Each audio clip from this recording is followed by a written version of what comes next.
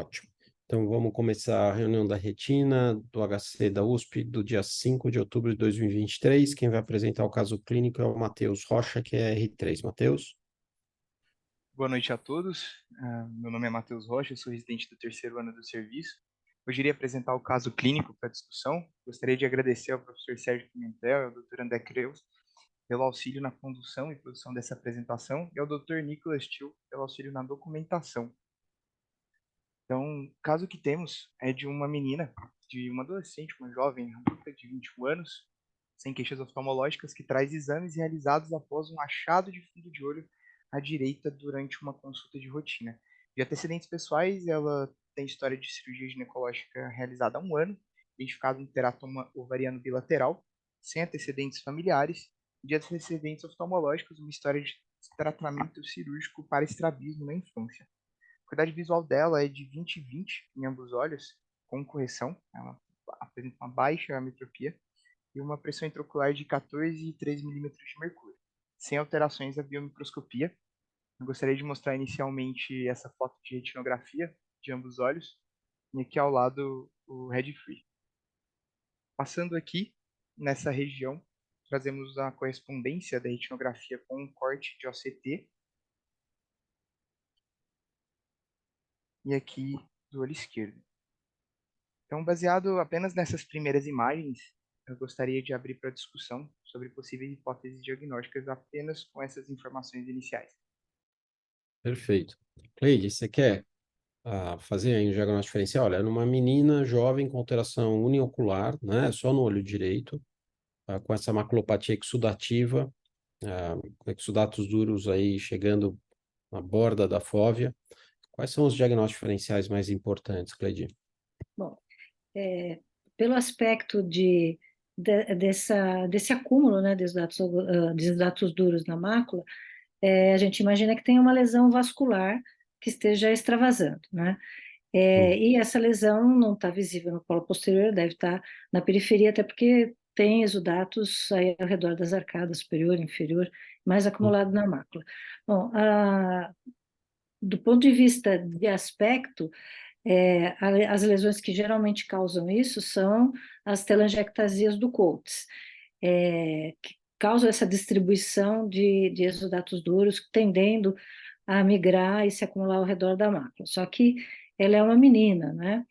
Então, existem quadros do tipo Coates associados a algumas doenças genéticas e que podem aparecer em meninas, mas aí então seria uma investigação a se fazer.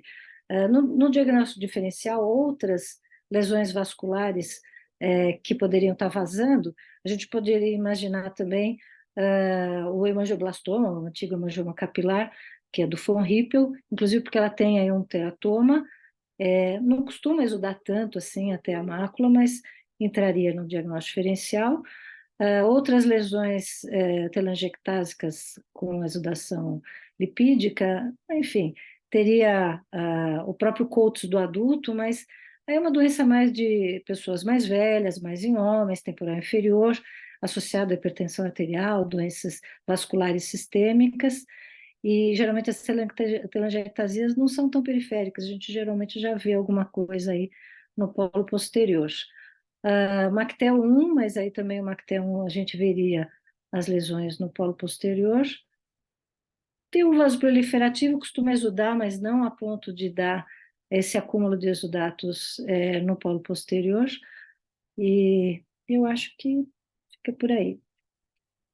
Perfeito, Cleide, ótimo. Então, em jovens, né, a gente está falando de adultos, né, mas em jovens, então, os diagnósticos principais aqui para uma exudação macular seriam, como a Cleide falou, Coates, hemangioblastoma e um tumor vasoproliferativo, embora o Coates seja o principal diagnóstico aqui pelo formato dessa exudação ser mais difusa, né? Então, Matheus, o que a gente precisa aqui é de uma avaliação multimodal maior que você vai mostrar agora para a gente fechar o diagnóstico, certo? Perfeito, professor. Tá. Então, já apresento aqui de antemão os exames laboratoriais realizados e de imagem, no intuito de identificar alguma etiologia associada ao caso. Todos os exames foram negativos, listados em tela. Então, apresentando primeiramente essa retinografia de grande angular de ambos os olhos.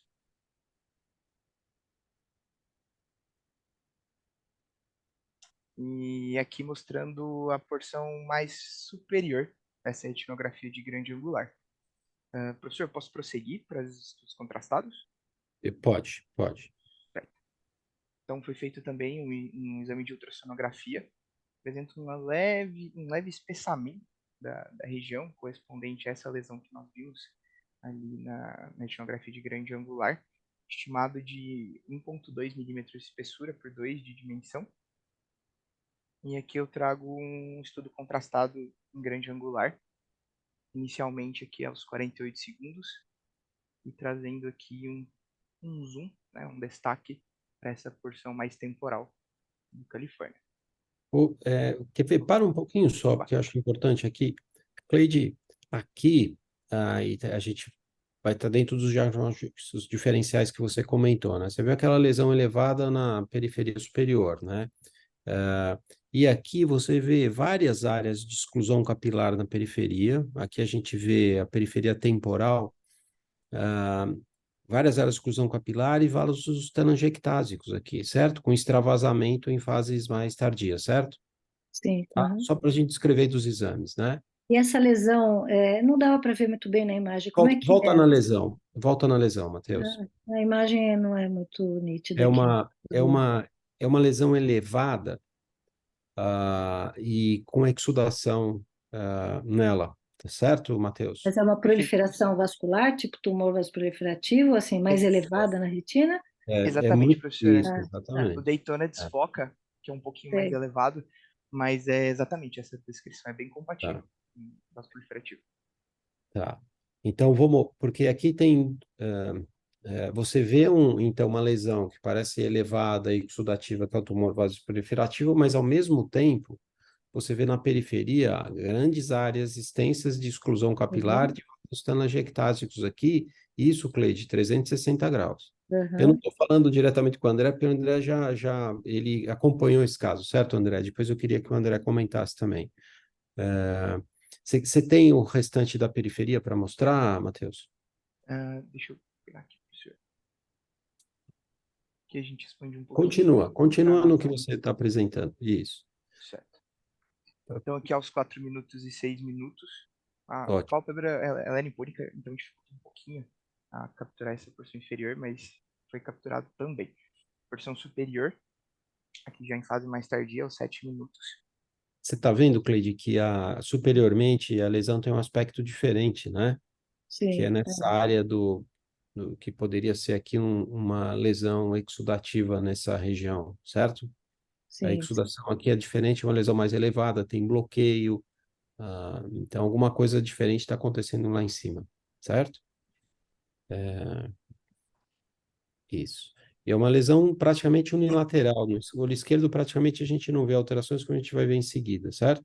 E todas essas áreas de exclusão capilar de vasos telangiectásicos extravasam em tempos tardios, 360 graus. Aqui a gente está vendo a porção superior à direita e à esquerda. Na anja a gente está vendo a retina inferior, certo? Sim, certo. Tá. Vai seguindo, Matheus. E Esquerdo, aqui, praticamente. agora, trazendo o esquerdo, também em fases mais precoces, passando É. pelas mais tardias. Oh, desculpa, professor, pode.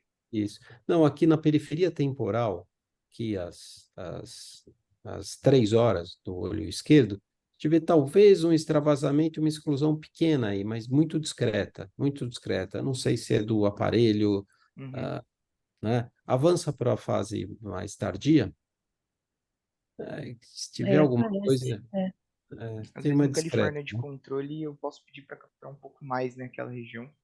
Uhum. E ela nunca teve nenhuma fase células no vítreo, nem células na câmara anterior, não tem evidência de pigmentos na cristalóide, nada que sugira Nada, Não, uma uveíte, uma parasplanite. nada, nada, professor. nada de E nem inflamatório. sintomatologia neurológica também. É. E nenhum exame positivo que a gente possa pensar Sim. numa vasculite de Aham, origem sistêmica, tá? estabelecida. Aham. É, tá? Então parece um quadro só ocular, com comprometimento basicamente de um olho e se houver uma coisa muito discreta em um setor pequeno temporal periférico do outro olho, tá? Perfeito. Algum outro exame aí? Você continuar? Não, esse já seria o slide resumo, professor, após Tá, essa periferia exposta. perfeito. Então, Cleide, para juntar tudo isso que você falou, ah, eu imagino uma forma de você juntar todas essas imagens Uhum. e dar um diagnóstico do que está acontecendo aqui. O que que você acha, para você, o que Olha, acontece? assim, Coates não é exatamente assim. A gente vê as saculações vasculares, as lesões telangiectásicas em áreas extensas, não é? E nas áreas que tem exclusão capilar, costuma ter as saculações.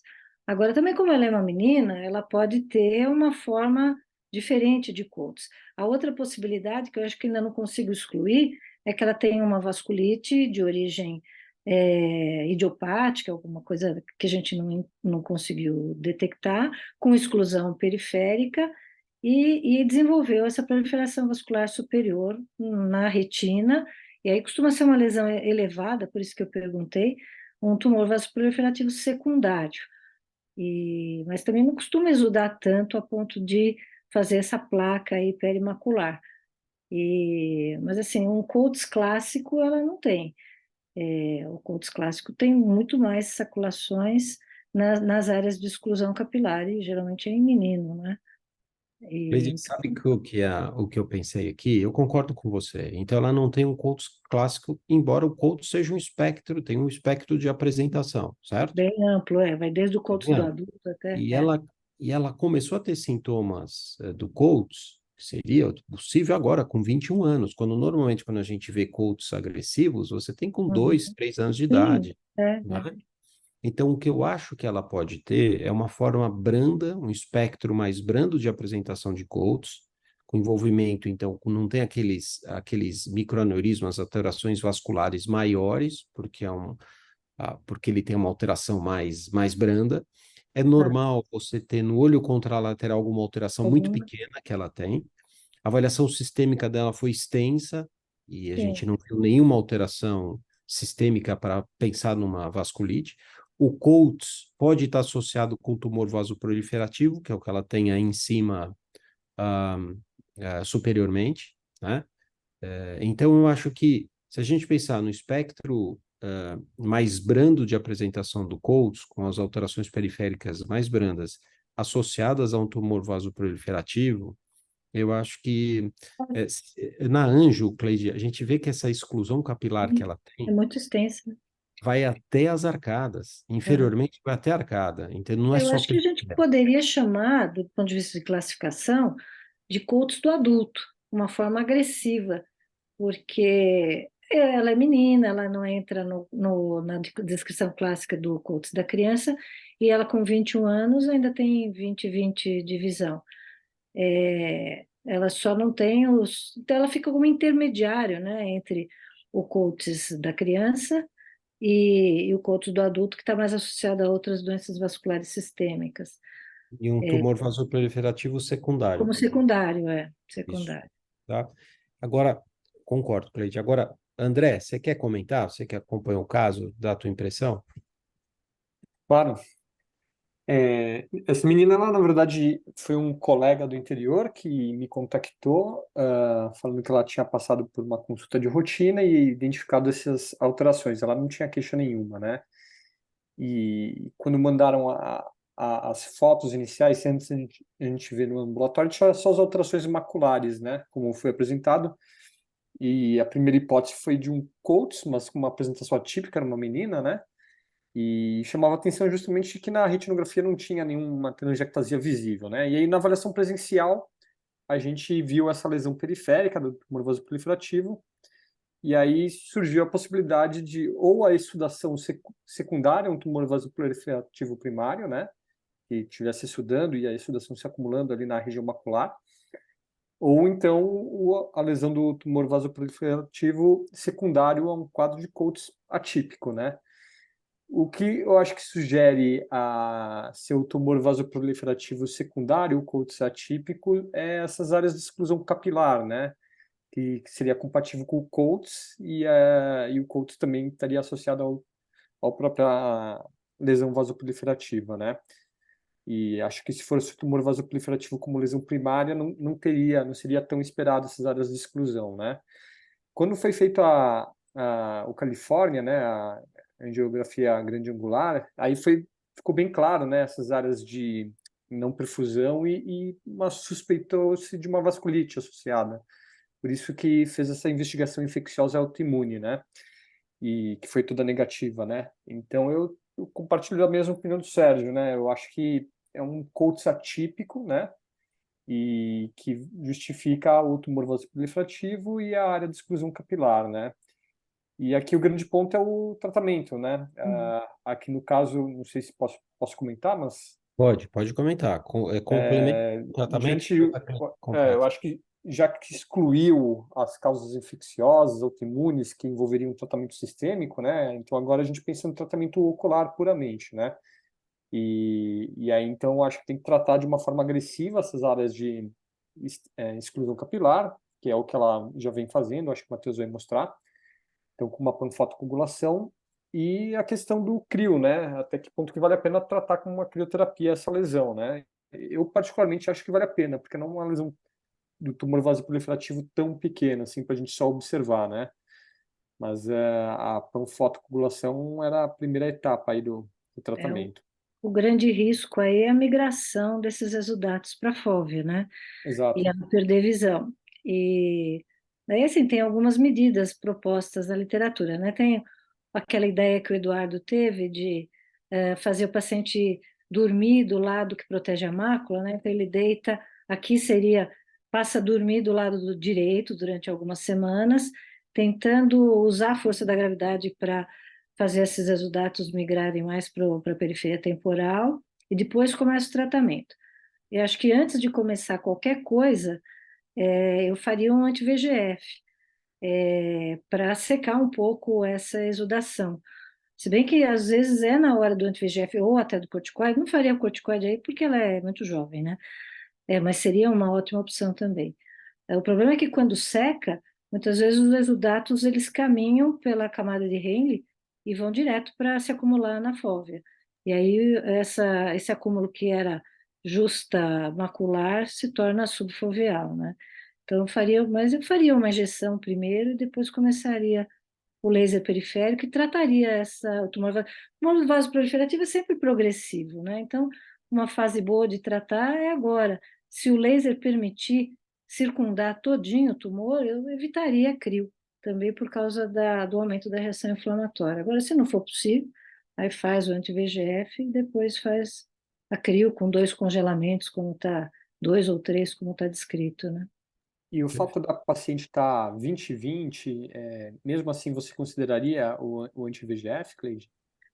Eu consideraria, porque eu acho que o risco da migração desses exudatos é muito alto. Mas, Cleide, o anti-VEGF vai prevenir migração de exudato? Ou talvez Diminui a com laser? exudação, né? Diminui a Tá? exudação. E porque qualquer aumento de exudação que tenha durante o tratamento, que assim, seja laser, seja crio, vai criar uma reação inflamatória. Uhum. E aí isso tudo pode migrar para a mácula.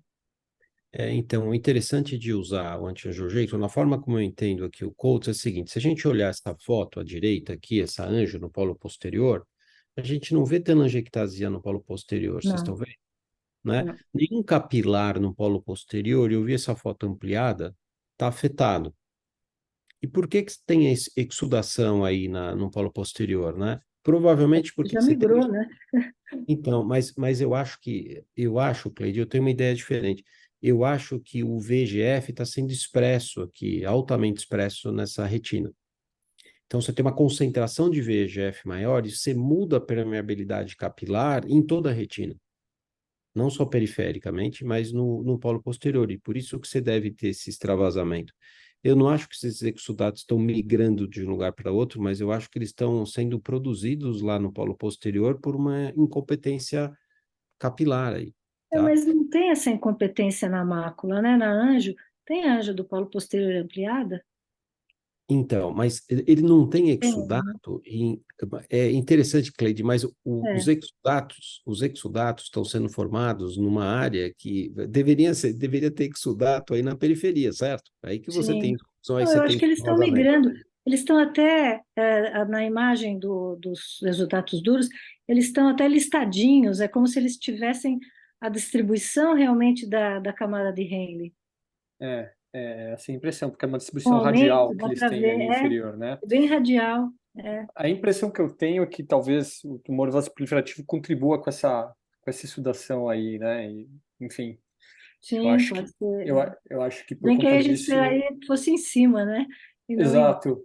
Mas É, a gente vê um certo nível de exudato ali superior a cada superior, né? sim, Como se ele estivesse também. escorrendo lá do tumor vasoproliferativo, É. né? E por algum Não, motivo ele que a assumisse esse. doença, que a doença é mediada por VEGF e por citocinas, não tem dúvida. Isso tanto para Coates como para tumor vasoproliferativo, as duas doenças já foram dosados anti-VEGF, VEGF e citocinas são aumentadas, tanto numa como noutra, né? E, então, os dois são mediadores, mas nesse caso eu acho que o exudato duro não foi produzido aí, porque não tem exudato, não tem extravasamento na eu acho que ele simplesmente migrou para essa região. Se ele E, migrasse, Cleide, cadê o trajeto de migração dele? Não mas e tem. como que ele vai ser produzido por um vasos competentes na Anjo? Eu não sei se você consegue ver todo esse extravasamento só pela anjo. É interessante, eu acho que isso é mal explicado na literatura, sabe? Hum. Porque você não vê um rastro, você devia ver um rastrilho, um rastro de exudato duro para ele chegar lá no polo posterior, né? Você não vê. Mas o Coates é sempre assim, né? E Não, não, trata, não. faz um nódulo, né? Então, mas o Coates que é assim, é o Coates que É o você que tem tem uma alteração telangiectasia. vascular muito grande, não é esse aqui, né? Então, eu acho difícil de entender Não, eu essa também. formação, Aqui nessa né? imagem dá para ver ali como o tumor vasoproliferativo ele extravasa ali. Sim. Sim, Então, sim. por isso que eu acho que a crioterapia, especificamente nesse caso, talvez fosse bem-vinda, associado à panfoto, né? É. Sim, Mas, acho que vai ser eficiente, com certeza. Só tenho medo da exudação que ela pode provocar. Mas é, assim, eu acho que. a ideia que eu sugeri, como que eu estava alinhando com o Matheus, era depois de que terminasse a panfoto, fazer a crioterapia precedida de um anti-VEGF, né? Sim, aí concordo. Precedido de um É. anti-VEGF, Então, você... Tem um artigo, agora eu não me lembro, acho que é europeu, se não me engano, que trata bom, porque tumor vasoproliferativo, assim, o tratamento padrão mesmo, quando é menor que 3 milímetros, é crio e maior é bracterapia, né? Mas aí tem uns autores que fizeram laser, eles foram em um monte de sessões, 4, 5 sessões, fechando todos os vasos em volta, dizendo que eles queriam evitar crio e eles não tinham disponibilidade de bracterapia, né? E conseguiram. Tem lá uma casuística, não sei lá quantos, acho que uns 10 casos, usando só laser. Enfim, é uma possibilidade de tentar fechar só com laser para evitar a crio. Mas que a é que crio o, funciona, não há dúvida, né? o laser atinge as camadas mais superficiais, mas camadas mais Sim. profundas você atinge com crio, né? Então tem que ter Eles sanduíche descreviam de a tratamento. técnica, que eles iam fechando todos os vasos aferentes, né, todos os vasos nutridores ao redor. A descrição da técnica é muito detalhada. Não me lembro exatamente. Sei que é um trabalho europeu e uns 10 casos. Aí, tratamento exclusivo com laser. É uma Então, se a gente pudesse resumir aqui o que fazer com esse paciente, então, a gente vai fazer, eu acho que é o que tem de concordância aqui, fechar todas as áreas de exclusão capilar que esse paciente tem, isso vai até a arcada, inferiormente, temporalmente, né? Nasal e superiormente, ele tem capilar normal, só com mais ou menos um diâmetro de disco em volta da arcada superior e nasal. Eu vi com essas imagens aumentadas. Então, fechar com laser, você pode fazer em 3 sessões, 4 sessões, 5 sessões para fazer lentamente, mas isso tem que ser feito para fechar tudo. Eu concordo que o crio, para se fazer no tumor vasoproliferativo, a gente faz depois de perceber que o laser foi insuficiente para reduzir a exudação do tumor vasoproliferativo. Se com laser, de alguma forma, fazendo laser intenso, você conseguir diminuir a exudação visto pela anjo do tumor vasoproliferativo, eu acho que eventualmente você não precisa fazer a crio pelo risco de aumentar a exudação macular. Concordo com a posição de cabeça, o trabalho, o Eduardo tem uma publicação sobre isso, para você não deixar esses exudatos migrarem para a região macular. E eu acho que como ele não tem edema macular, como ela não tem edema macular, eu não sei se agora se justificaria você usar antiangiogênico, mas se a gente pensar que o laser, o tratamento, pode aumentar a inflamação e pode aumentar a exudação, eu acho que talvez seja adequado a gente preventivamente injetar antiangiogênico. O corticoide talvez tenha, nesse tipo de paciente, talvez seja até mais eficaz aqui, mas usando múltiplas injeções, você vai ter efeito colateral, então, como antiangiogênico não tem. Eu acho que a gente pode usar antiangiogênico, né? Talvez mensalmente até esfriar esse olho. E o crio fica por um segundo ponto aqui, né? Certo? E lembrar que é mulher jovem, idade fértil, né? É, Conta do então, antiangiogênico. então ela tem que usar Ah, é? anticoncepcional, lógico, durante o tratamento com antiangiogênico, certo? Mas é basicamente isso. Então, Eu e acho que o Matheus tem um pouco da documentação do parte do É, tratamento com eu, laser, eu acho que vai ser interessante, vai e agregar. vai ajudar na discussão aqui. Né? tá, Então, quer ilustrar, Matheus? justamente eu peguei esse corte aqui do Daytona, da grande angular. Esse daqui seria ainda sem fazer as marcas de laser. E aqui, não chega a 4 meses, mas 3 meses após. Eu fiz sessões bem espaçadas. Inclusive, eu fui ver na literatura depois que isso é interessante, espaçar, devido a essa exsudação, esse estresse que gera, e uma possibilidade de aumento, né, desse extravasamento. E eu achei interessante que já houve uma resposta bem interessante, principalmente nesses exudatos da mácula e ao redor da arcada. Ainda há bastante retina aqui inferiormente, principalmente para poder marcar, e nasal superiormente, que eu fechei um pouco mais na região do tumor, eu consegui marcar ele também, mas ainda há bastante retina para a porção inferior. As marcas estão bem mais Então você periféricas. fez laser só na periferia Eu e fiz já na melhorou a periferia. exudação. Eu fiz 360 primeiro mais aberto. Sim. Eu mostrei para o professor André, ele pediu para fechar mais superiormente. Aí essas marcas à direita já são após esse fechamento um pouco mais agressivo, mas ainda tem bastante retina. Uhum. Então, Ela Matheus, continua 20/20. Continua 20/20, professora. Ah, muito eu acho bom. interessante, Matheus, você, em 2 semanas, completar esse laser, porque Certo. você teve uma resposta super boa e talvez se tivesse completado tudo isso, completando tudo isso, você vai ter uma resposta, eu acho, talvez bem adequada, né? Perfeito. E consegue manter a visão. É impressionante como a exudação diminuiu nessa região É. abaixo da fóvea, né? E o Uhum. restante da exudação também em torno do polo posterior. Então, ela É. teve uma resposta Que muito a, boa. que a região periférica que era a fonte mesmo da exudação, ou o tumor vasoproliferativo, né? Porque você também fechou ele lá em cima, né? Consegui, professora. Eu passei É, é. até anteriormente nele também.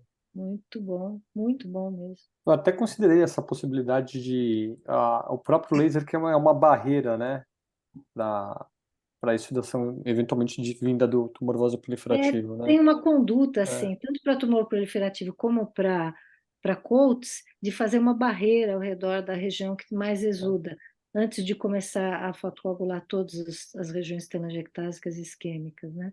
além de Para ter o efeito proteger a mácula. de tratar a isquemia, ter o efeito de barreira, né? Eu não sei se Então, funciona, mas outra hipótese para isso, outra hipótese é essa região toda está produzindo VEGF, ele se difunde para a retina inteira por difusão, né, a molécula, e isso que faz você ter aumento de permeabilidade no polo posterior, apesar de isso não ser tão evidente na anjo, e você causa essa exudação. Uma vez que você destrói essas áreas que estão produzindo VEGF, você diminui a exudação. sim. Então, o efeito do laser não precisa necessariamente ser um efeito de barreira mecânica. Ah, É não, acho que não é. Não, feito é de reduzir produção. produção de É, VEGF, sem certo? dúvida. É. Né? Então, eu Não, não comentei sei. da barreira, porque acho que o André falou de fazer barreira, que existe gente que faz barreira, mas eu acho que a barreira não segura. Acho que o que funciona é a ação sobre a retina isquêmica, né? É. Agora, de todo jeito, ela teve uma resposta, Matheus, né, Bem, André? Excelente, excelente. Com Excelente. E laser mantendo quem 20/20. mantendo 20/20. É. E Professor, eu fiquei numa dúvida.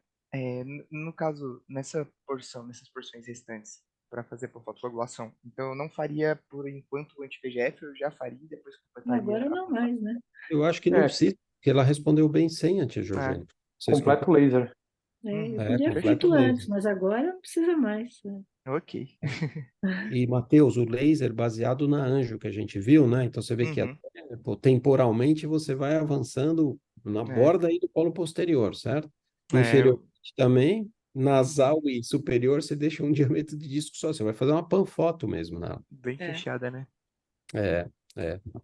Tem Perfeito. alguma continuar? Aqui foi excelente a gente fazer, porque a gente tem uma ideia boa da resposta com laser, que talvez seja muito menos agressivo do que já fazer um crio no tumor vasoproliferativo, certo?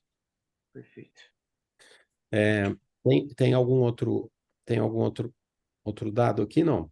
Não, eu ia colocar o Você CT, eu quer tive um problema com o dado, professor. Peço desculpas, eu fiquei com Daytona Mas para essa parte. o OCT anterior, a gente via os exudatos duros na retina externa lá, né? Na camada Isso. nuclear externa. E mudou a quantidade, a gente vê pela foto, então no Uhum. OCT deve ter mudado a Reduziu. quantidade de exudato duro, é isso? E a Reduziu. fóvea não tem edema macular, porque ela continua com 20/20 de visão, 20/20. certo? Perfeito, não tem nem microcisto, nem nada. O near-infrared mostra já essa redução Tá, e ainda estão presentes, mas em redução. ótimo. Então ela teve uma resposta excelente com laser e a gente vai completar o laser para reduzir tudo isso. Espero que ela não tenha recidiva em nenhum local, né? Perfeito. Ótimo. Ecleide e André, algum outro comentário aqui? Ou a gente vai para a revisão? Foi excelente, nossa. Muito bom, parabéns, Então, Matheus. Tratamento É. fantástico. Obrigado. O O professor aí me Matheus, orientando. então, ele vai fazer uma revisão agora do tumor vasoproliferativo e do Coates, certo? Perfeito. Tá jóia, tá jóia. Então, inicialmente, para começarmos pelo lado do tumor vasoproliferativo, inicialmente, lá em 1966, Encke e Morgan descreveram uma malformação muscular periférica que denominaram como angiomas periféricos da retina. Já Carol Shields, em 83, identificou também uma massa vascular unilateral e única, que na ocasião denominou como hemangioma de retina presumidamente adquirida. E em 95, finalmente, num estudo em que 113 olhos foram avaliados e identificados um tumor vascular de retina adquirido, ela e o grupo de estudos descreveram como tumores vasoproliferativos retinianos. Observaram que eles se localizavam mais comumente na porção temporal inferior, 74% eram primários e 26% secundários.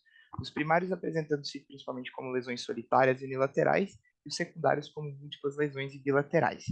E mais recentemente surgiu esse destaque que eu coloquei em observação, que seriam os Retinal Reactive Astrocytic Tumor, que seria uma nova ideia, uma nova concepção para tumor vasoproliferativo, como sendo, na verdade, uma formação de uma reação a algum estresse, seja inflamatório, seja por hipóxia. Então, eles descrevem em estudos recentes sobre essa hipótese.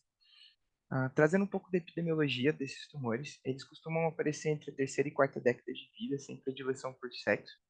E agora, trazendo dados um pouco mais atualizados, uma nova revisão, estudo de grupo da Carol Shields, atualizaram como idiopático 80%, então aumentou, né, a porcentagem do grupo como sendo idiopático primário, mantendo o seu aspecto de lesões solitárias e unilaterais, e foi reduzido a porcentagem, a proporção dos tumores secundários. Entre as causas de tumores secundários, nós temos as uveites intermediárias, retinose pigmentar, entre outras que estão em destaque, mas principalmente a doença de Coates, que estaria presente aí entre 11% e 16% desses casos. Aqui, tratando ainda dessa revisão do Carol Shields, dos 275 pacientes, já separando aqueles resultados que são significativamente estatisticamente significativos, o grupo primário apenas tem um maior valor, uma maior resposta quanto ao grupo de idade, então são indivíduos mais velhos. Já os tumores secundários, eles apresentam mais sintomas, eles são mais agressivos, trazem maior baixa de visão, são mais frequentemente bilaterais e com multifocalidade, e também apresentam uma maior dimensão. São tumores, em geral, quando comparados aos primários, mais agressivos. E quando nós observamos no fundo de olho o aspecto dos tumores vasoproliferativos, nós temos aqui um aspecto globular ou dome-shaped, uma coloração rosa amarelada com porções brancas, cinzas e avermelhadas, em que conseguimos notar telangiectasias e aneurismas, e é possível identificar também um vasonutridor que, na maioria das vezes, apresenta um calibre normal ou levemente tortuoso. Isso entra no diagnóstico diferencial, principalmente no hemangioma capilar. E também é possível identificar hemorragia local e também exudação, retiniana ou subretiniana. E é também possível encontrar DR seroso nesses casos, além de uma hiperplasia de EPR, e também na mácula, que aí seria o grande responsável pela baixa de visão, presença de membrana epiretiniana e edema macular cistoide. Na avaliação multimodal, como já discutimos bastante aqui, na angiofluorescinografia observamos uma hiperfluorescência progressiva, um leakage difuso e também presença, principalmente, dos aneurismas e das telangiectasias. E passando no ultrassom, nós conseguimos identificar uma lesão com aspecto sólido, sem escavação focal de coroide associada e com uma média alta refletividade interna, claro, sem presença de fluxo no seu interior. Então, é compatível com o que foi identificado no ultrassom previamente, claro que no nosso caso em dimensões bem menos expressivas. E aqui, citando um pouco do tratamento proposto para esse tipo de tumor, é possível apenas observar, desde que se trate de tumores pequenos e periféricos, que não gerem sintomas e que praticamente não exudem, e com certeza sem envolvimento macular. A crioterapia também é bastante considerada. Os estudos, pelo levantamento que eu fiz, uma grande parte atingiu até mais de 90% de sucesso com a crioterapia, principalmente utilizando esse método de triple freeze, então esse congelamento triplo, e foi observado que os tumores com diâmetro e espessura menores a 6 milímetros e 3 milímetros, respectivamente, tinham mais sucesso ainda, e que quando passava a dimensões maiores ou a crioterapia falhava, era indicada a braquiterapia, principalmente com rutênio e iodo, ou iodine. E também outras modalidades de terapia seria a terapia fotodinâmica e a termotranspupilar, e como nós já comentamos, também o uso de anti-VEGF, e em alguns casos até vitrectomia, principalmente quando o caso já apresentava uma hemorragia vítreo, uma membrana epiretiniana, com indicação de abordagem cirúrgica. E aí, no intraoperatório, os cirurgiões cercavam o tumor e, após cercá-lo bem com laser, eles passavam para sua ressecção. E esse é o aspecto do tumor vasoproliferativo após a sua resolução. Então, ele passa por uma atrofia e uma regressão, uma retração dessa retina, e fica com esse aspecto esbranquiçado, com essas marcas de laser ao seu redor. Passando aos diagnósticos diferenciais, os principais que nós precisamos pensar quando diante de um tumor vasoproliferativo seria no caso de um von Hippel e também no caso de melanoma melanótico. No caso do von Hippel, nós identificaríamos um hemangioma capilar, de uma lesão que tem tipicamente a identificação de vasos nutridores de drenagem que são bem dilatados e tortuosos. E, na maioria das vezes tem uma história familiar positiva devido ao padrão autossômico dominante do alelo, e costuma ter também um acometimento sistêmico do sistema nervoso central ou visceral, cometendo principalmente ou tipicamente, quando no sistema nervoso central, uma porção próxima ao cerebelo, a angioblastoma. E no caso do melanoma amelanótico, a lesão apresenta um padrão, uma forma de cogumelo, essa mushroom shape, em que no ultrassom e na angiofluorescinografia é possível identificar esse padrão de dupla circulação, principalmente na imagem da letra G, um pouco mais claro, e no ultrassom nós identificamos uma lesão hiperecogênica na superfície, com o seu interior mais hipoecogênico e com escavação de coroide focal associada. E entrando por fim, para não me delongar mais, agora tratando um pouco mais da doença de Coates, nós temos que ela foi inicialmente descrita ou identificada por George Coates lá em 1908, como sendo um distúrbio vascular com presença de múltiplas telangiectasias, com exudação intrarretiniana e subretiniana, sem haver a presença dessa tração retiniana. Então, esse padrão vascular, nessa imagem da esquerda, fica bem destacado. E foi visto, né, ao longo desses anos de estudos, que trata-se de uma doença esporádica, sem alterações sistêmicas, que costuma ser unilateral na sua quase totalidade e que acomete principalmente os homens jovens.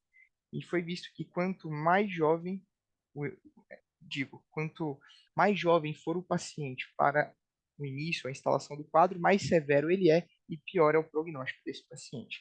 No segmento anterior podem ser encontradas alterações também, como edema de córnea e megalocórnea, entre outros, e o padrão ouro diagnóstico, os estudos ressaltam, seria realmente a fundoscopia, em que nós vamos identificar esses light bulb telangiectasies, e esse tumor, devido a essa fragilidade vascular, traz consigo uma exudação lipídica muito importante, que é acometido por esse efeito gravitacional que nos levou né, sobre essa discussão a respeito da posição de cabeça que o professor Eduardo já publicou.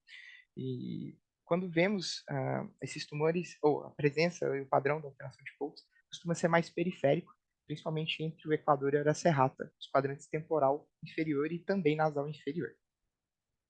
Passando uma parte multimodal, então, no ACT conseguimos identificar, por vezes, o líquido subfoveal, como nessa imagem de cima, e a exudação intrarretiniana. E na angiofluorescinografia, essas áreas com telangiectasia e líquenes periféricos. E aqui eu trago essa tabela e gostaria de destacar principalmente o 2B, que seria talvez o que eu pensei para essa nossa paciente, que ela se enquadraria para essa exudação foveal. Ele traz os outros níveis de acometimento, inclusive até os estágios mais finais ou terminais da doença. E o objetivo do tratamento é justamente erradicar esses vasos telangiectásicos. Caso não haja nenhuma ou pouca exudação, nós podemos acompanhar e, caso piora, progredimos para o tratamento. Nos estágios de 1 a 3A, e a nossa paciente se enquadraria, estaria indicada a fotocoagulação. E ele destaca que é interessante aguardar justamente os 3 meses entre cada sessões, pois esse ato, esse momento da fotocoagulação gera um estresse que pode piorar a exudação. E é um padrão em que a melhora ela é lenta, mas progressiva. E também podemos considerar a crioterapia, principalmente nos estágios 3A, 3B, ou quando tem algum descolamento de retina associado. E aí, esse estudo traz por si o double freeze, que faria 2 quadrantes por vez. Mas os outros estudos também trazem o triple freeze. E por fim, o anti-VEGF, também indicado, principalmente quando identificados esses vasos alterados com edema macular, exudação, e foi visto que ele principalmente traz ganho de visão ao paciente que tem alteração macular, mas estruturalmente pensando, ele não resolve de fato. Essas foram as referências utilizadas para trazer para a discussão e gostaria de agradecer a todos pela atenção e orientação dos professores. Ótimo, Matheus. Parabéns pela revisão, pela apresentação do caso. Você e o André conduziram super bem. Excelente, obrigado. Então, a gente segue com a imagem agora do Fábio. Fábio é preceptor da oftalmologia e fellow de retina. Fábio? Oi, professor. Boa noite, tudo bem? Sou Fábio Marinho Gomes, sou preceptor. Gostaria de agradecer primeiramente ao professor Sérgio Pimentel pela orientação na apresentação e ao Dr. Flávio Moura pelo auxílio na imagem. Bom, dando sequência, a imagem é de um paciente do sexo masculino, de 65 anos de idade, que estava com uma queixa de baixa acuidade visual do olho esquerdo há cerca de um dia. Na acuidade visual desse olho, ele apresentava 20/40 de visão. E na retinografia multicolor, os seguintes achados. Gostaria de abrir agora para hipóteses diagnósticas referente ao caso. Muito bem. Alguém tem ideia do que é isso? Vale responder no chat aqui. Então, baixa divisão a um dia, 20/40 de visão. Tá.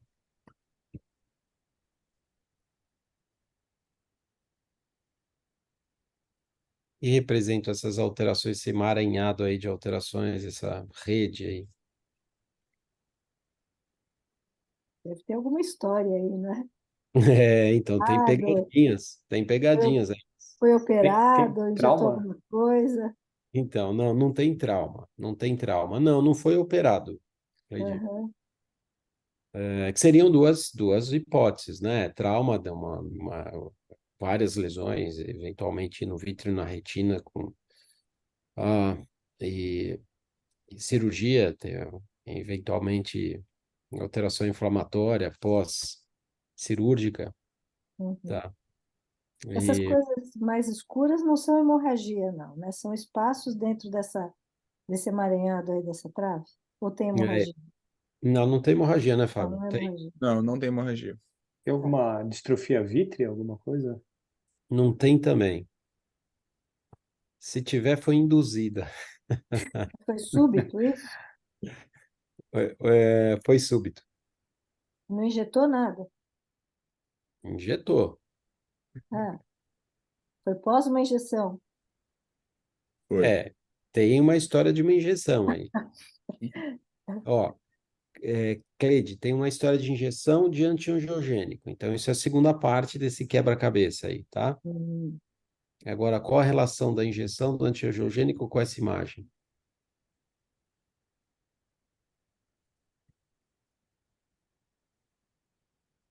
Eu falei para o Fábio que ia ser meio exagerado isso aí, mas, em todo caso, é interessante o raciocínio. E Hein? antiangiogênico? Uhum. Quer que eu abra a análise multimodal, professor? Pode abrir. Vamos ver. Vamos ver se ajuda aqui. Bom, no multicolor, né, as alterações como a gente já tinha mostrado, aqui aparecendo elas novamente, só que no Red Free elas desaparecem. Mais alguma ideia? Será que tinha alguma coisa na seringa do antiangiogênico? Um silicone, alguma coisa assim? Não, não, o silicone era uma seringa sem silicone, não Silicone. siliconado. Podia ser, né, Cleide? Então, gotas, mas em geral o silicone a É, gente vê uma gota não grande, seria né? assim, é. Hum. E o paciente ele acompanhava por conta de uma degeneração macular relacionada à idade,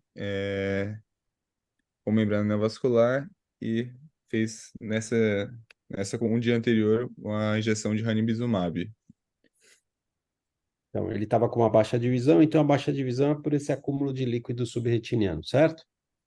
Certo? Isso você tem adiante da injeção. Antes da injeção. Até de antes da injeção, e essa imagem é um dia Depois, após a injeção, é isso? Um Um dia dia após a após. injeção, 24 Tá. horas. só se isso daí for atrás do cristalino. Fez uma. Mas, Cleide, ó, as fotos são da retina, certo? E no infrared, você não vê isso aí. Por isso que estou imaginando que não está na retina. Então, não está na retina. Ótimo. Está É no isso aí. vítreo ou está na face posterior do cristalino. Ótimo. Então, é no vítreo que está isso. Uhum. A Mirella está falando de reação inflamatória. Não tinha inflamação, Mirella. Não tinha inflamação, que é uma hipótese. Você tem uma vitreite aí, tem esse embaçamento, né? No infrared, você vê retina mais profunda. Então, você sai dessa imagem, você não tem captação dessa imagem no vítreo. Ao contrário, na retinografia multicolor, você consegue ver essa imagem que está no vítreo. É, E de essa alguma, imagem... de alguma Uhum, forma a injeção induziu, parece, lacunas na hialoide posterior, isso, talvez. Uhum. isso. Agora, por isso que eu perguntei se poderia ser uma distrofia vítrea, né? Mas, eu nunca vi a descrição de alguma coisa Parece nesse que sentido. coagulou o vítreo. É mais fácil que isso, Cleide. Mas é interessante para a gente ver que se alguém algum dia conseguir é, for ver uma imagem parecida com essa, abre esse diferencial que a gente vai falar aqui, porque é incomum a gente ver essa imagem e a gente injeta bastante, hein? Sim. Fábio, tem alguma outra imagem aqui? Não. Não, não. Agora é só os diagnósticos, professor. Tá. Então, o que que entra na seringa além de silicone? Eventualmente, né, numa seringa que tenha silicone na borda, que você injeta e você vai uma gota única. O que mais pode entrar além do líquido do antiangiogênico? O que alguém colocou aqui no chat é ar, né? Ar, ar. Né? Então, isso são múltiplas bolinhas de ar que entraram e as bolinhas que eu injeto, quando entra, ficam superiormente, né? Aqui não, essas aqui ficaram no polo posterior. Então, Né? é Mas aí ele interessante. injetou 2 ml de ar e 0,05 de É gozado oxigênio. isso, né? Gozado. Agora o Fábio que vai ter que mostrar isso aí. Fábio, você explica aí? Explico assim, professor. Tá, Então, bom. referente a uma imagem que apareceu no artigo, né, que a gente selecionou, que é uma coisa bem difícil de se documentar, né, por conta de ser muito precoce e a bolha de ar se absorver em 72 horas. Então, com a etnografia, conseguiu documentar bem pela queixa do paciente e, dando sequência numa revisão, né, uma revisão breve, tem uma análise, né, que foi realizada com os 344 pacientes, onde tentou evidenciar técnicas para evitar esse tipo de complicação na injeção intravítrea, onde dentre 344 pacientes, 172, metade, fez uma técnica chamada downwards e 172 upwards, que seria uma técnica na injeção do bisel da agulha que introduz intraocular. E foi evidenciado que na técnica downwards teve uma redução de chance de ar na cavidade vítrea em 7,5% dos pacientes, com um N de 0,027. E na técnica upwards teve uma prevalência maior de bolhas de ar na cavidade. Foi utilizado seringas 30 Gauss de bevacizumab e ranibizumab, de seringas pré-preenchidas. Quando comparado com seringas não pré-preenchidas, a prevalência era muito maior na que não era pré-preenchida, que já vinha preparada a medicação. E aí, nisso, outros artigos foram evidenciando esse tipo de complicação quando começou as injeções mais frequentes. E quando foi analisado na retinopatia da prematuridade, também se evidenciou em 148 bebês, onde foi injetado em 31 ranibizumab, 20 aflibercept, 97 bevacizumab, 5 pacientes com uma complicação de 3,37% em HOPS, que identificaram uma bolha de ar única na cavidade vítrea, diferente do nosso artigo, que foram múltiplas que estavam ali. E nisso, a gente abriu também que uma das principais causas para não causar, uma das principais métodos para prevenir essa complicação é usar essas seringas pré-preenchidas, que foram aprovados pela FDA em 2016 para o ranibizumab 0,5 miligramas e 2018 para o ranibizumab 0,3 lá nos Estados Unidos. E além de reduzir essas bolhas de ar, ela reduz o tempo de injeção, o risco de endoftalmite, essas gotículas de óleo de silicone na cavidade vítrea, que elas acontecem pela manipulação da seringa, e também ajuda no conforto do paciente, alguns relatos, por conta da agulha ser um gauge menor. E falando agora um pouquinho da hipótese que vocês levantaram sobre gotículas de óleo de silicone, que também é uma complicação é, relatada, né, nas injeções intravítreas. Tem um estudo de 2019 da Unifesp, né, que comparou 67 pacientes, onde eram 30 casos controles e 37 pacientes tratados. E nas gotículas de óleo de silicone estava presente em 25%, em 25 pacientes desses 37, totalizando 67,5% dos pacientes tratados, e no grupo controle não tinha nenhuma gotícula de óleo de silicone. E levantaram as hipóteses e falaram que a correlação com o número de VTs, quanto mais injeções intravítreas o paciente tinha, maior era a chance de prevalência dessas gotículas. Isso por conta do quê? Das múltiplas injeções e da manipulação da seringa que poderia ter no êmbolo ali uma gotícula de óleo de silicone que iam para dentro da cavidade. Especificaram quais os materiais das seringas, que seriam essas Becton Dixon e a BD Safety Glide, de 1 ml. E o principal fator correlacionado foi o número de injeções e a manipulação dessa seringa. É uma revisão breve, porque é uma complicação não muito relatada, não muito falada, por conta que o ar se absorve em 48 a 72 horas e não causa malefício para os pacientes, mas é um achado bem interessante caso a gente realize a injeção intravítrea e presencie nas primeiras 24, 48 horas esses achados no paciente. Bom, obrigado. Ótimo, Fábio. Excelente.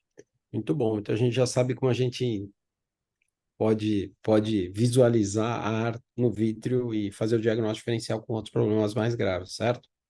Ótimo. E agora, Fábio, se puder descompartilhar, obrigado, tá? Excelente. O Vitor, Vitor Andrade, que é R1, vai apresentar o artigo da semana, que é um artigo do Spade sobre mecanismo de fechamento de buraco macular. É muito interessante que ele compara com a embriogênese de formação da mácula. E ele é um cara genial, ele escreve muito bem, e é uma leitura super agradável o artigo, e o Vitor vai passar para a gente as ideias dessa foveação aí, né? Vitor? Boa noite, me ouvem? Sim. Boa noite a todos. Meu nome é Vitor, sou residente do primeiro ano aqui do serviço. Vou apresentar o artigo dessa semana. Gostaria de agradecer ao professor Sérgio pela disponibilização do artigo e ajudando na confecção da apresentação. Bom, o título do artigo, em tradução livre, seria Mecanismos de cicatrização após o reparo de buraco macular sugere um processo de foveação. Então, a mácula ela é uma região que é especializada na retina, na qual existe uma densidade muito alta de cones, particularmente em seu centro, chamado de fóvea. A formação da fóvea ela é caracterizada por uma migração, principalmente após o nascimento, das camadas internas da retina para longe do centro foveal, formando uma espécie de uma cavidade. Ao mesmo tempo, ocorre a migração de cones para o interior dessa cavidade. A migração para o interior dessa cavidade durante a infância aumenta a densidade dos cones, proporcionando uma boa qualidade na vida adulta. Esse artigo chama de foveação todo esse processo de diferenciação da mácula em relação ao restante da retina. Por outro lado, o buraco macular é uma lesão na região foveal que está associado a um descolamento localizado e pequeno, provocando morte dos cones, perda de segmentos externos dos cones remanescentes, reorganização dos segmentos internos com perda de mitocôndrias, gerando uma redução da acuidade visual, que pode melhorar com o tratamento cirúrgico. O artigo introduz o EPR como uma estrutura que pode estar relacionada com esse processo de foveação, para sinalizar a cicatrização, né, a recuperação do buraco após a cirurgia e assim obter uma melhor qualidade visual. Esse estudo é um estudo retrospectivo de pacientes submetidos à cirurgia de buraco macular por um único cirurgião, examinados em uma clínica em Nova York por um período de 18 meses. Os pacientes foram acompanhados por pelo menos um ano e não apresentaram outras patologias que limitassem a acuidade. A morfologia ao longo do tempo foi avaliada com o OCT, Spectral Domain, o Heidelberg, e foi utilizado o próprio software do Heidelberg para realizar as medidas. As medidas obtidas foram as seguintes: o diâmetro do buraco macular, que foi medido na largura horizontal do buraco, entre os dois pontos mais próximos. A distância internuclear interna foi medida em micrômetros, a partir do ponto médio da nuclear interna até o ponto médio da nuclear interna oposta, né, através da fóvea. A espessura, camada nuclear externa, EPR, a distância foi medida, né, no caso, na superfície interna da camada nuclear interna até a superfície do EPR. E a acuidade visual, que foi a melhor acuidade visual corrigida, medida na tabela de Snellen. Foram analisados 22 olhos de 21 pacientes, sendo 16 do sexo feminino, com a idade média de 65 anos. A acuidade visual média antes do procedimento cirúrgico foi cerca equivalente a 20/155 na tabela de Snellen. O diâmetro médio do buraco foi cerca de 391 micras e a acuidade inicial estava fortemente correlacionada com o tamanho do buraco. Tempo médio de acompanhamento, cerca de 3,7 anos. O que é interessante também é que durante o processo de cicatrização, a distância internuclear interna e a espessura da camada nuclear EPR aumentaram. A internuclear interna inicial foi cerca de 352 e durante o processo de cicatrização, de recuperação da fóvea, foi para cerca de 549. Por outro lado, a espessura aumentou de 77 micras para cerca de 146 micras durante o processo de cicatrização. Essa figura mostra um buraco de cerca de 836 micras, que foi submetido ao procedimento cirúrgico. O buraco macular estava fechado, quando visto 3 semanas após a cirurgia, mas o tecido, que estava logo acima do EPR, parecia estar contínuo com a camada de células ganglionares, como visto na figura C. E ao lado, a camada nuclear externa e a limitante externa estavam dobradas, né, curvadas em direção ao EPR. Então, a camada de nuclear externa, com o passar do tempo, parecia migrar em direção ao centro do antigo buraco. Com o passar do tempo, surgiram partículas hiperrefletivas dispostas ao nível da limitante externa, cerca de 2 meses após o procedimento cirúrgico. Essas partículas, nesses focos hiperrefletivos, se afastaram do EPR, provocando um espaço subretiniano. Com o tempo, esses focos se tornaram menos visíveis e a zona elipsoide começou a aparecer. A camada de células ganglionares recuou para a lateral da fóvea e estabeleceu-se assim na região uma morfologia que replicava uma fóvea normal. Esse paciente em questão, a acuidade visual foi de 20/600 para 20/40 após 6 anos de acompanhamento. Então, a figura A seria antes do procedimento cirúrgico e a figura J e K, abaixo da imagem, seria 6 anos após o procedimento. Essa figura, por outro lado, mostra um buraco menor de cerca de 490 micras, em que ocorreu um processo parecido observado no paciente do slide anterior. Durante o acompanhamento desse paciente de quase 5 anos, a acuidade visual dele foi de 20/400 para 20/40, quase que repetindo os acontecimentos do paciente anterior, em que ocorreu a formação do espaço subretiniano, a formação da elipsoide e o espessamento da camada nuclear externa, melhorando assim a acuidade. Bom, a acuidade média antes da cirurgia foi equivalente a cerca de 20/155. Já a final, que foi cerca de 20/35, pela tabela de Snellen, uma melhora de aproximadamente 6 linhas e meias. O tamanho do buraco também é maior e a acuidade visual mais baixa estavam associada a uma acuidade final mais baixa, enquanto a maior espessura da nuclear externa EPR estava associada a uma acuidade final melhor. Bom, nesse estudo, as mudanças de cicatrização após a cirurgia do buraco incluíram a migração para fora do centro foveal das camadas internas da retina e a migração para dentro dos fotoreceptores, em um processo que sugeriria a foveação que ocorre no início da vida. Essas mudanças resultaram em uma aparência foveal cicatrizada que se aproximava a uma configuração foveal normal. Então, o processo de foveação ele faz parte do desenvolvimento normal da fóvea, que começa antes do nascimento, no final do segundo trimestre intrauterino. A futura fóvea é coberta por uma espessa camada de células ganglionares e após o nascimento, a depressão foveal torna-se mais profunda pela migração para fora dessas células ganglionares, da plexiforme interna e da nuclear interna. Com o passar do tempo, os cones eles migram para dentro da fóvea e ocorre uma concentração, ocorre uma maior densidade dessas células especializadas, que vão ficando mais e mais concentradas, e isso se dá pelo movimento mínimo dessas células altamente especializadas, que não há evidências que fazem mitose devido ao seu alto grau de especialização. E a alta densidade e concentração dessas células sugere uma alta acuidade. Então, as mudanças na retina interna, incluindo a formação da depressão foveal, pareceu não ser determinante para uma boa acuidade, visto que pacientes com fóvea plana também podem ter boa visão, no caso.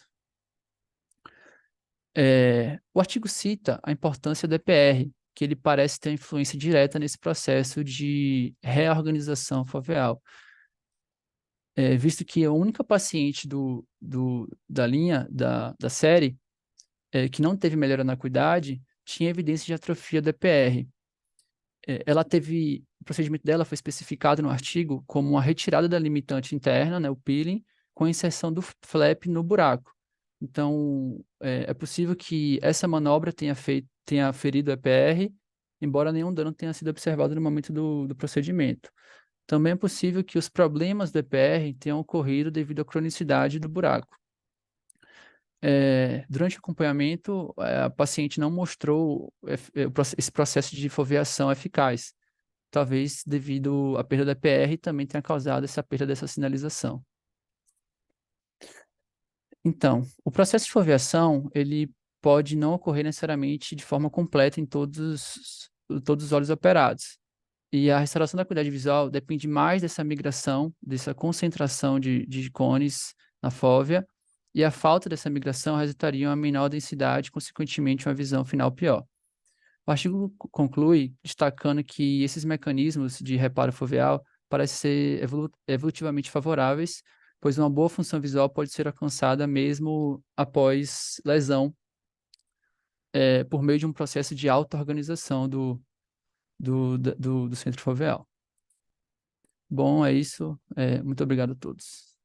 Ótimo, Vitor, excelente. O Vitor resumiu bem aqui, porque o Spade, ele elabora muito essa ideia, né? Então, tem dois conceitos novos aqui. Eu queria que o André e o Leandro, eu acho que o Leandro Cabral está sem o áudio aqui, não sei, da última vez que eu vi, não tinha colocado. Se puder colocar ele como co-apresentador, Tô por para... aqui. Tá aí, né, Leandro? Então, porque Tô. aqui tem dois conceitos novos. Olha, a cicatrização do buraco macular, ele segue a embriogênese da retina. Então, a separação das camadas internas e a aproximação da retina externa com migração de cone para a região central, né? Então, essa é uma ideia. Outros conceitos a gente já sabe, buracos maiores têm prognóstico visual pior, tempo de duração maior, como a Mirella perguntou aqui, tem prognóstico pior, né? Mas um outro ponto que ele fala, que é importante, é que as células que ele acredita que sejam orientadoras dessa migração é o EPR. Então, quando você tem lesão do EPR, você não tem esse processo de cicatrização, que ele chama de foveação, adequado. Então, isso implica, para quem opera, tentar não traumatizar o EPR, e uma coisa que a gente faz quando a gente migra a membrana, roda a membrana limitante interna, não ficar colocando dentro do buraco para não lesar o EPR, certo? Então, Leandro, se quiser fazer alguma consideração aqui, e o André também, Não, sobre isso. eu achei o artigo bastante interessante, apesar de eu não ter conseguido ler, Sérgio. Vou ler esse artigo que eu acho que é bem interessante. Aham, Assim, você pensando em experiências na sua vida, realmente, quando o paciente tem EPR lesado, ele não refaz aquelas camadas externas, né? A limitante sim. externa e a elipsoide, né? Fica só com aquele desabamento de camada, você consegue fechar o buraco, mas a camada geralmente fica desabada. Eu tenho casos assim, né? Aham. Que o paciente já tinha uma atrofia e abriu um buraco de mácula, você opera, fecha o buraco, mas a visão não fica boa. Eu acho que uma coisa que é importante, que deve ter relação também, é que esse EPR deve ser selado de alguma forma, porque quando a gente faz técnicas que você consegue colocar aquela limitante por cima até para buracos grandes, você vê um bom fechamento e rápido, né? Em que Aham. você tem aqui esse espaço e depois as camadas vão se rearranjando e aí você entende que essa migração inicialmente é a ganglionar que ocupa e depois a ganglionar vai sair e os cones vão vir para o meio. Então, além de tudo que foi comentado, eu acho que esse selamento inicial é importante, né? Que a gente vai conseguir ou com o gás, ou em caso de buraco maiores, você tem que colocar algum tecido, mas não colocar por baixo, porque se você coloca por baixo, eu concordo com você, você vai lesar o EPR e vai ter uma visão final pior. Muito bacana. Legal, legal, Leandro. Excelente, ótimo. Não sei se o André está aí para fazer algum comentário. Eu tô. Não, É. um artigo bem interessante. Mostra como a retina tem uma certa neuroplasticidade, né?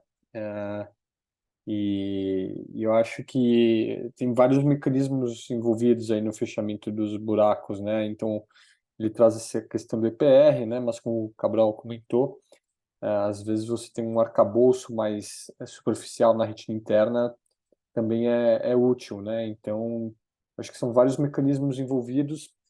A gente talvez entenda hoje em dia alguns deles, né? Mas talvez existam outros que ainda venham a ser demonstrados em outros estudos, né? Mas eu acho bem interessante essa neuroplasticidade que a retina tem, né? Mesmo no adulto, né? Exatamente. E isso é interessante, né? A gente opera buraco de mácula, é uma cirurgia fascinante. Você muitas vezes é uma condição que potencialmente causa uma baixa de visão bem pior, por exemplo, do que membranas epirretinianas, mas após cirurgia você tem resultados bem melhores do que em caso de membrana epirretiniana. Em alguns casos de membrana epirretiniana, sobretudo as mais crônicas, né? E talvez por conta dessa plasticidade que você consiga desencadear no buraco de mácula. Eu acho que todo mundo que tem caso de buraco operado com 20/30, 20/25, até 20/20 parcial de visão, J1, e isso implica que esses cones realmente foram para o centro, né? Houve uma reorganização celular e que a gente não entende exatamente como acontece, a gente só sabe que acontece. E esses artigos, acho que a gente começa a elucidar esses mecanismos, né? Exatamente, é legal. Eu também achei interessante porque você vê muito artigo sobre buraco macular, técnica cirúrgica e tal, mas pouco sobre como se forma essa cicatrização adequadamente, né? Ele não só fala disso, como cria uma teoria, né, da foveação para cicatrização. É interessante e é bem interessante. E ele é muito culto, né? Então, a cultura oftalmológica dele, de retina, é enorme, de medicina é enorme. Então, ele vai citando coisas. O, o, o Vitor até falou para mim, poxa, será que eu coloco isso, coloco aquilo, né? Porque tinha várias informações dele sobre vários pontos, né? E o Vitor resumiu bem isso. É isso. Obrigado pelos comentários, Leandro e André, ótimo. E Vitor, parabéns pela apresentação aí, tá? E agora vamos para o caso cirúrgico, para finalizar, que a Lívia vai apresentar. A Lívia é fellow de retina cirúrgica. Boa noite a todos, meu nome é Lívia Conce. Hoje eu fiquei responsável pela apresentação do caso cirúrgico. Eu quero agradecer à doutora Gabriela e ao doutor Sérgio por todo o auxílio na documentação e também na condução desse caso. O caso cirúrgico de hoje, na verdade, ele é uma continuação de um caso clínico que foi apresentado pela Gabriela no ano passado, referente a uma paciente do sexo feminino de 14 anos, branca, portadora de doença de Gaucher. Essa paciente tinha uma queixa de redução da acuidade visual em ambos os olhos há cerca de um ano, informava acuidade de 20/40 no olho direito e 20/80 no olho esquerdo. Como vocês podem ver pelo exame da biomicroscopia, existem múltiplas opacidades no vítreo anterior. E na retinografia, a gente confirma a presença dessas opacidades em toda a cavidade vítrea, sendo mais exuberantes no olho esquerdo. Na autofluorescência, havia bloqueio da autofluorescência devido a essas opacidades vítreas.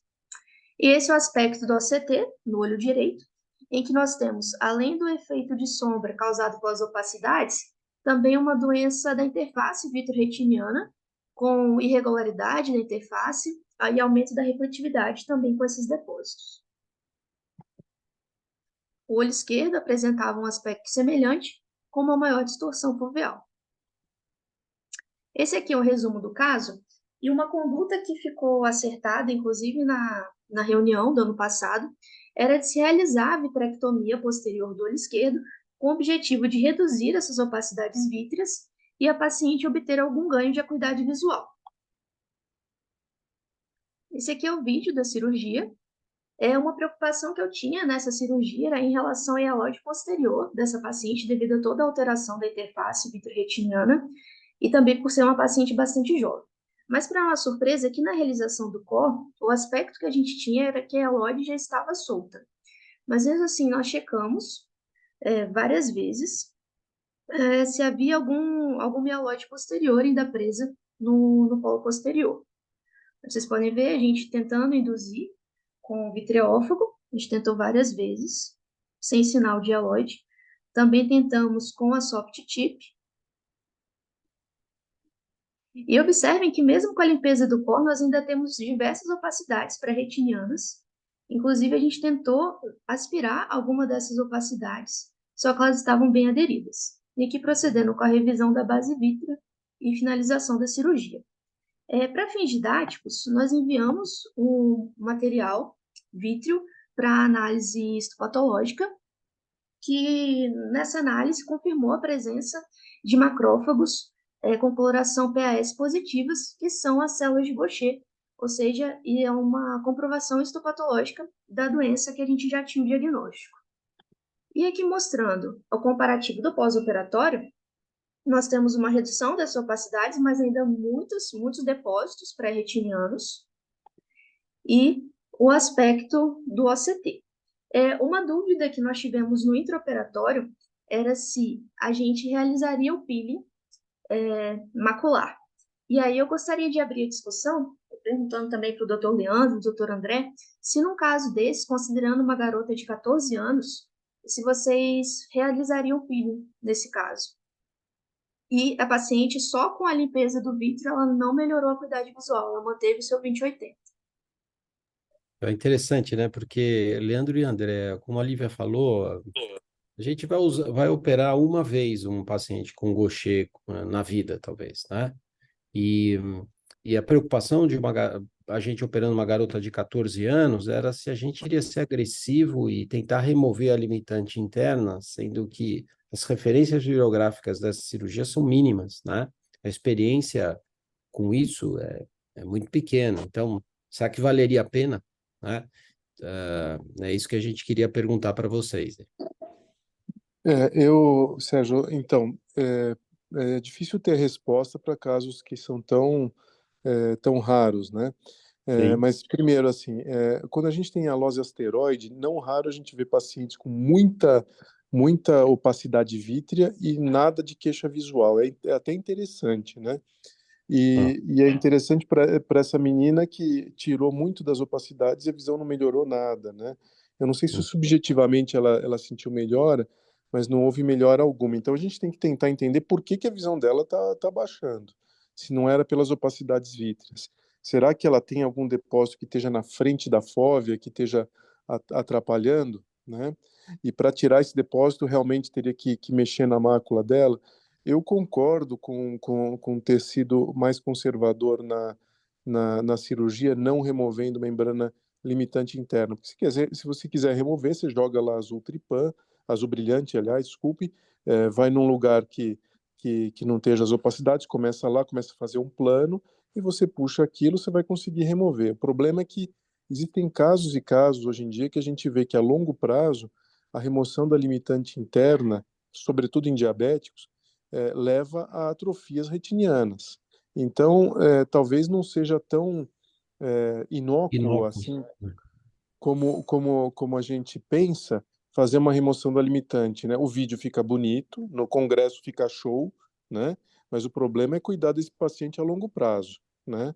Então, eu acho que realmente, se houvesse, eu não consigo ver aqui, mas se houvesse uma opacidade exatamente na fóvea, uma opacidade pré-retiniana, talvez isso fosse a causa de visão e eu ficasse mais inclinado a tirar a limitante. Agora, se não houvesse essa opacidade exatamente na fóvea, eu faria, como a Lívia fez, mais conservador e tentando entender por que essa visão está baixa, porque a visão não estava baixa por causa do vítreo, né?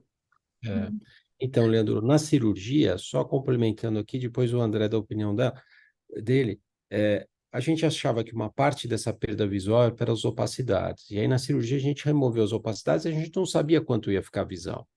A gente decidiu, né, Lívia, que a gente ia parar por aqui pelo risco de tirar uma limitante de uma garota de 14 anos, né?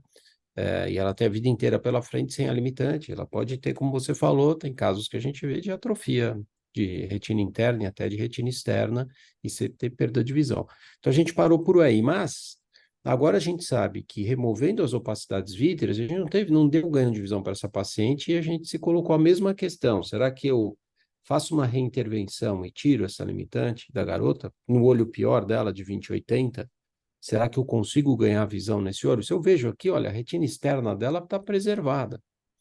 Não sei se ela tem um componente de ambliopia e que vai fazer que ela não ganhe completamente visão. E se eventualmente essa membrana epirretiniana que ela tem, discreta, mas ela tem, que faz essa alteração da morfologia da depressão foveal, se isso está interferindo no ganho de visão dela, né? Então, casos anômalos, como você falou, Leandro, casos atípicos, aliás, né? A gente não opera isso sempre, então a gente não tem uma ideia sobre isso adequada. E por isso que a gente está reapresentando aqui, o que a gente faz agora. Realmente, assim, a morfologia foveal dela é bem alterada, né, Sérgio? A gente não tem depressão foveal formada, né? Tem um vale, assim, parece até um pseudo buraco macular, né? Quando você vê aquelas É. membranas retinianas com pseudoburaco macular. Talvez Uhum, isso contribuindo, né? uhum, Realmente poderia reoperar o pior olho dela e ver como uhum. que ela reage do ponto de vista visual, caso não seja amblyopia, né? Que a gente vê que tem realmente a depressão foveal bem profunda e estreita, né? É diferente, né? É, Uhum. é. Leandro, qual que é o Leandro falou, André, qual que é a tua impressão aqui? O que que você faria aqui? Porque a gente tem essa inclinação de reintervir mesmo, né? Não sei, o que que você pensa a respeito? Eu acho que assim, você tem essa depressão foveal alterada, tem a retina interna também é um pouco desorganizada, né? Especialmente mais Sim. temporal a fóvea, né? E a Aham. gente vê que tem esse componente mecânico na superfície da retina interna, né? A gente não sabe o quão imbricado, se tem alguma alteração da adesão da limitante com essa retina interna, né?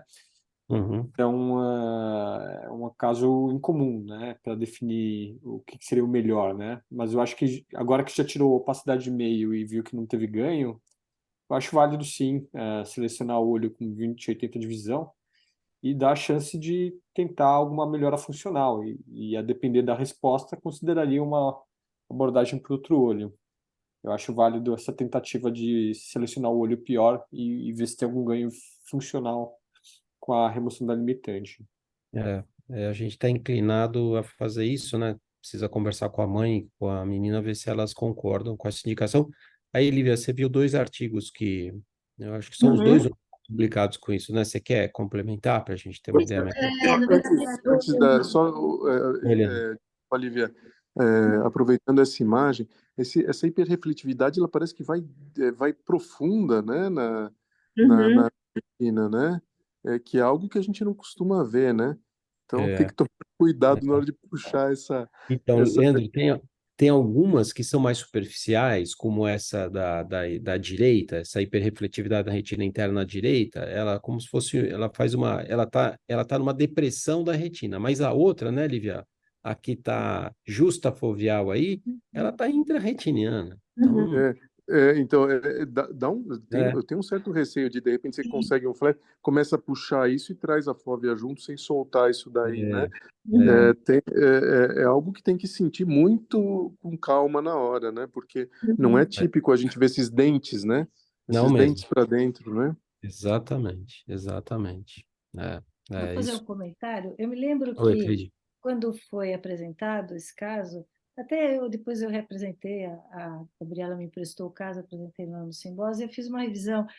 E nessa doença, com esses depósitos de esfingolípides, é, tinha uma reação inflamatória envolvida, né? Com apoptose, com formação de macrófago. Então, eu acho que esse material não estava simplesmente no vítreo e depositado sobre a retina. Então, talvez seja por isso, talvez exista um processo inflamatório comprometendo aí, eventualmente, células de Miller, por isso que as opacidades migram para dentro da retina interna, e então isso eu não sei se aumenta o potencial dela melhorar ou se aumenta o potencial dela piorar com Chorando. o peeling, mas talvez explique por que que a visão não melhorou, não é simplesmente uma Ah, doença de opacidade vítrea, é uma doença de sim, inflamação da superfície. sim. A Lívia vai mostrar dois artigos. Agora, lembre-se que a gente só publica o que dá certo, né? Sim. O que não dá Então, certo não é publicado, né? Então, eu não É, sei qual vai ser a tem balança. essa É. Então, viés Lívia, positivo aí, né?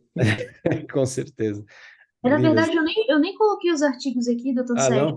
não? Não, Ah, mas apenas assim, explicando para as pessoas que é uma condição extremamente rara, né? E eu encontrei apenas 2 relatos de caso em que fizeram o peeling de limitante interno na vitrectomia. E aí também tem alguns vieses, porque em um caso que foi feita a vitrectomia, eles não mostram o OCT do pós-operatório, fala que ganha visão, mas a gente não vê o OCT, a gente não vê a questão do afinamento de retina. E o outro caso, o follow-up, foi de apenas 1 ano, né? E era paciente de 20 anos, esse, né? A nossa paciente é mais jovem, e aí o que nos preocupa realmente seria a médio e longo prazo, como seria o comportamento. e Lívia, qual foi o ganho de visão em linhas de visão desses dois casos, dois únicos casos com Gaucher, com remoção da limitante interna? Você lembra? Foi um ganho, eu posso olhar aqui, foi um ganho significativo, eu já vejo.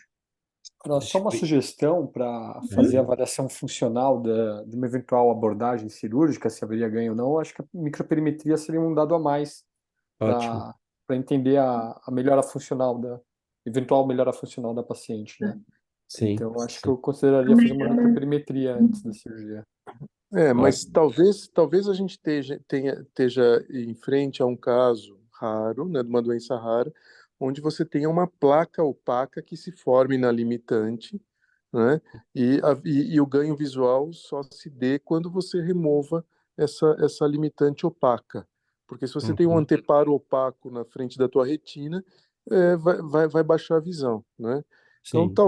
talvez seja algo assim que a gente tenha, E com uma limitante opaca, como se além fosse da tração, além da além, tração que ela causa, né? Certo? além da atração que ela causa. Mas se a gente vê, por exemplo, casos com essa morfologia, né, Sérgio, de Uhum. com pseudoburaco, que a pessoa tem 20, Aham. 30, né? Sim.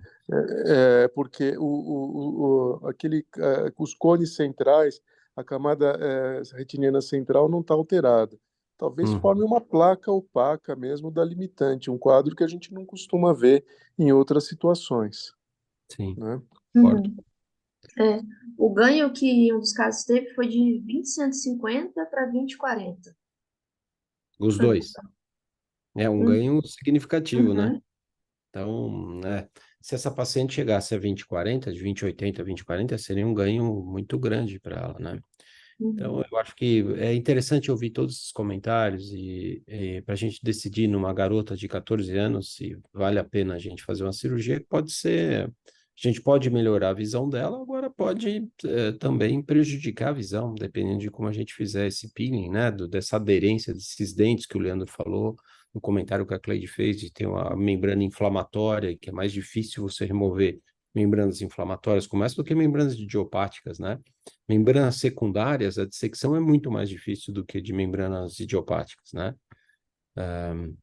Então, ótimo, eu acho que a discussão foi excelente aqui, e foi interessante mostrar porque é um caso raro, né? A gente achou que ela fosse ganhar visão quando a gente removesse essas opacidades vítreas, ela não teve ganho visual, e aí a gente se depara com uma coisa durante no final da cirurgia, né?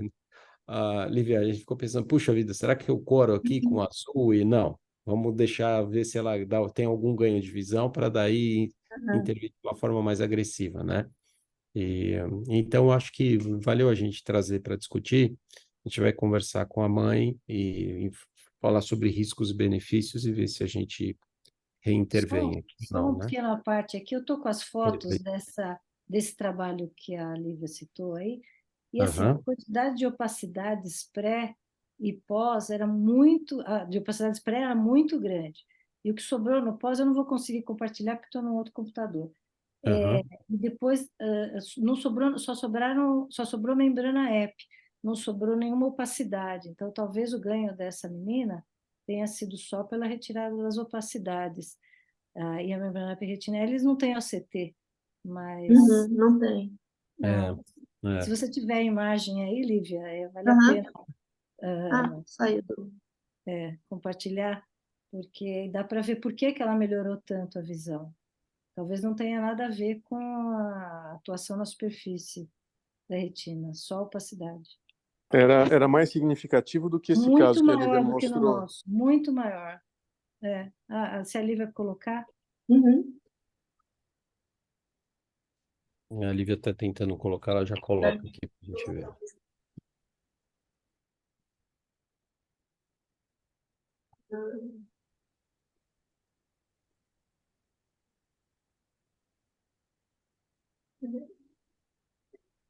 Consegue, Lívia?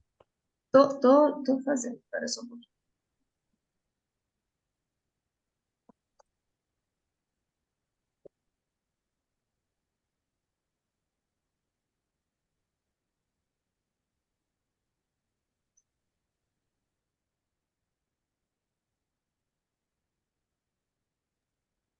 Aqui, eu vou compartilhar.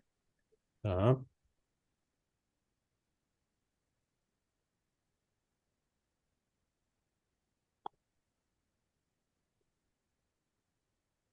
Tá, apareceu a imagem? Apareceu. Tá. Mas acho que Então, tem uma colorida, não tem?